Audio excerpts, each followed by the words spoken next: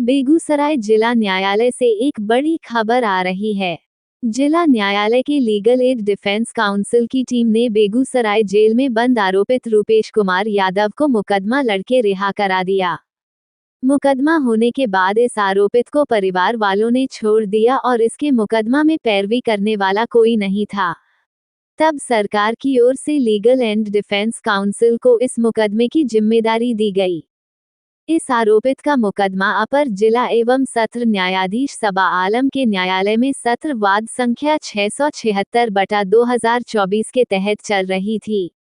इस मामले में अभियोजन की ओर से 4 गवाहों की गवाही कराई गई थी। आरोपित पर आरोप था कि डंडारी थाना के प्रतापपुर निवासी सूचक रामप्रवेश यादव के घर पर जाकर आरोपित रूपेश कुमार यादव और शीला देवी ने सूचक के घर में घुसकर अमरजीत यादव, विकेश यादव एवं सुमन कुमार के साथ गाली गलौज किया एवं मना करने पर रूपेश यादव अपने हाथ में लिए कत्ता से हमला किया, जिसमें अमरजीत यादव का नाक कट गया। घटना की प्राथमिकी सूचक ने डंडारी थाना कांड संख्या 28/2023 के तहत दर्ज कराई थी।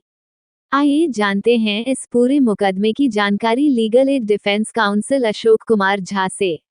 आज अटेम्प्ट टू मर्डर हत्या के प्रयास के मामले में एडीजे 4 के न्यायालय से सत्रवाद संख्या 676/24 के मुद्दाला रूपेश यादव थे, जो लगभग 1 साल 10 महीनों से मंडल कारा जेल में बंद थे। इन लोगों का मुकदमा डीएलएसए से हम लोगों को प्राप्त हुआ। प्राप्त होने के बाद हमने इस पर काम करना प्रारंभ किया और अभियोजन के द्वारा इस केस में कुल 4 गवाह की गवाही करवाई गई और 4 गवाह ने कठिन जिरह के प्रश्नों का सही उत्तर नहीं दे पाए और न्यायालय ने पाया कि मुद्दाला निर्दोष हैं और इस बात से उनको स्वसम्मान रिहा कर दिया गया।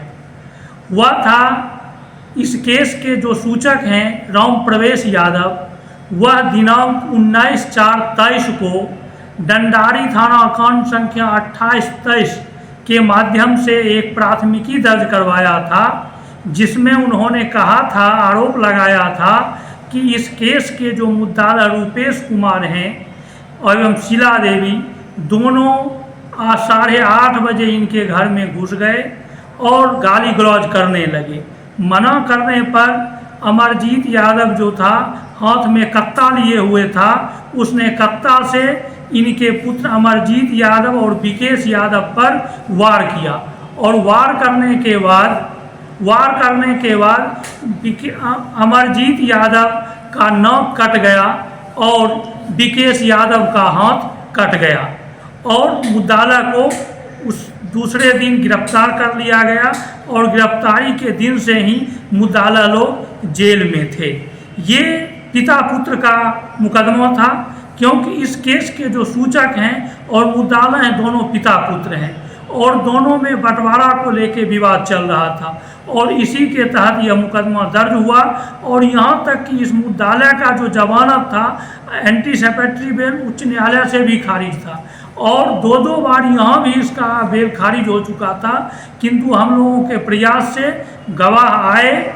मूव के बाद कई तिथि में हम लोगों ने मूव किया, उसके बाद गवाह को नोटिस हुआ, गवाह आए और गवाहों ने न्यायालय में गवाही दी, जिसको देखते हुए माननीय न्यायाधीश ने इस मुद्दाला को निर्दोष पाया और निर्दोष पाते हुए इस केस से रिहा कर दिया। इस आरोपित का घर से कोई न पैरवी कार था?